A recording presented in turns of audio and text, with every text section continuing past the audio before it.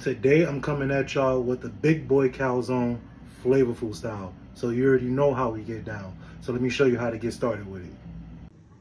Alright, so we're gonna start out with some frozen pizza dough. We're gonna set that aside once it comes to room temperature. Now I could give y'all my pizza dough recipe, but that requires y'all to sign an NDA, which needs to be on the page of the death note. If you know, you know. So therefore, we going with some frozen pizza dough today. Once our pizza dough is at room temp, we're going to get started on preparing our sausage. Now, if you have fragile taste buds, you do not have to use hot Italian sausage. You can use regular Italian sausage. I have the taste buds of a warrior, so I'm using hot Italian sausage. Now, you're going to cook this in your air fryer or on top of your stove until it's done. Once it's done, we'll get started with the next step. Once your sausages are cooked and cooled, we're going to cut them into quarters, dice them, and then set them aside. To our clean and dried work surface, we're going to give that a nice dusting of flour, and then we're going to get started on shaping our pizza dough into a ball.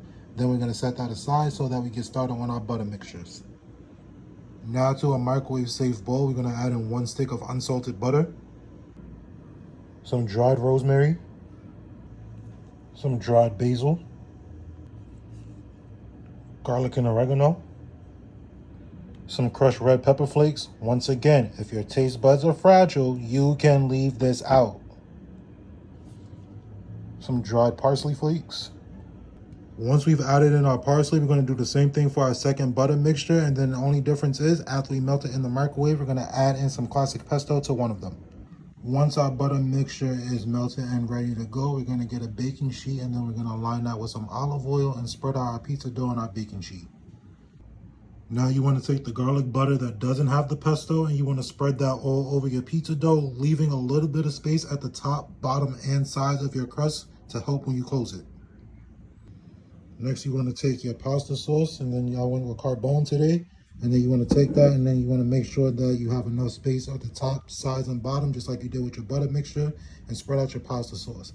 Now, I could show y'all how to make this from scratch, but once again, y'all need to sign an NDA on a page from the death note. So therefore, this is what y'all getting. Shout outs to one of my closest friends for putting y'all on to carbone, because he put me on to carbone.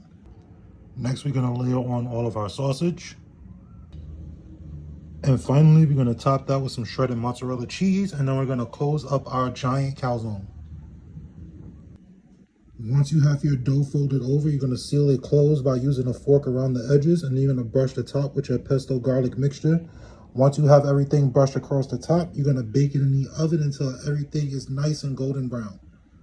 Now that our calzone is out of the oven and is looking golden like a sun-kissed tan, we can top that with some hot honey, some garlic chili oil, slice it up, and get ready to enjoy that bad boy.